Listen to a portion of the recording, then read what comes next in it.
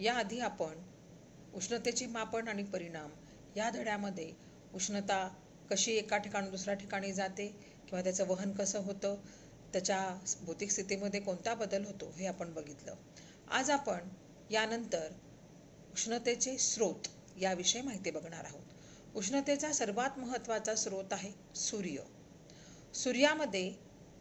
सूर्याच्या केंद्रकामध्ये 2 हायड्रोजनचे अणू एकत्र येऊन त्यांच्यामुळे हेलियमचं एक केंद्रक तयार होतं. 2 हायड्रोजनचे अणू जेव्हा एकत्र येतात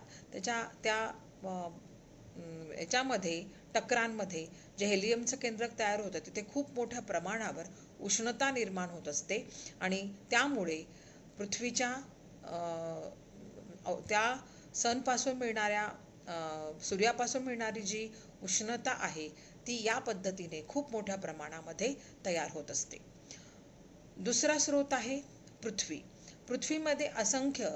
पृथ्वीच्या भूगर्भामध्ये असंख्य हालचाली निर्माण होत असतात आणि त्यामुळे तिथे भूऔष्णिक ऊर्जा, ज्याला आपण जिओथर्मल एनर्जी असं म्हणतो, ती निर्माण होत असते.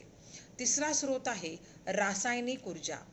रासायनिक ऊर्जा म्हणजे आपण जे पदार्थ उदाहरणार्थ कोळसा, पेट्रोल, डिझेल हे जाळतो आणि त्याच्यापासून आपल्याला जी उष्णता मिळते त्या उष्णतेला आपण रासायनिक ऊर्जा असे म्हणतो.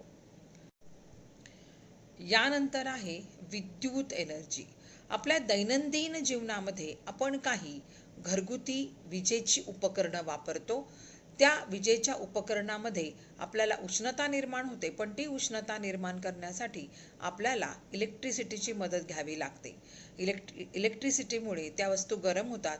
उदाहरणार्थ विद्युत इस्त्री, विद्युत हीटर ह्या. म्हणजे इथे इलेक्ट्रॉनच्या वहनामुळे जी उष्णता निर्माण होते त्या उष्णतेला आपण विद्युत ऊर्जा असं म्हणतो. पुढचा ऊर्जेचा स्रोत आहे, त्याच्यामध्ये सगळ्यात महत्त्वाचं ऊर्जेचा स्रोत आहे पुढचा अणुऊर्जा. चौथा उष्णतेचा स्रोत आहे अणुऊर्जा. अणुऊर्जेमध्ये विखंडन होतं, विभाजन होतं आणि त्यामुळे खूप मोठ्या प्रमाणावर उष्णता निर्माण होते. इथे युरेनियम सारखे हलके जे मूलद्रव्य असतात त्या हलक्या मूलद्रव्यांच्या केंद्रकाचं विभाजन होतं आणि त्यामुळे इथे खूप मोठ्या प्रमाणात उष्णता निर्माण होते आणि इथे ही जी मोठ्या प्रमाणात निर्माण झालेल्या उष्णता असते हिला आपण अणुऊर्जा असे म्हणतो. आणि शेवटचा उष्णतेचा स्रोत आहे हवा. हवेमध्ये खूप मोठ्या प्रमाणामध्ये आपल्याभोवती हवा असते. वातावरणामध्ये हवा आहे, आपल्याभोवती हवा आहे.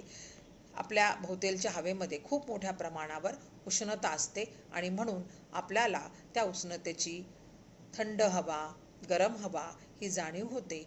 आणि हे आपण सगळे जे प्रकार बघितले हे सगळे प्रकार उष्णतेच्या स्रोताचे आहेत. धन्यवाद.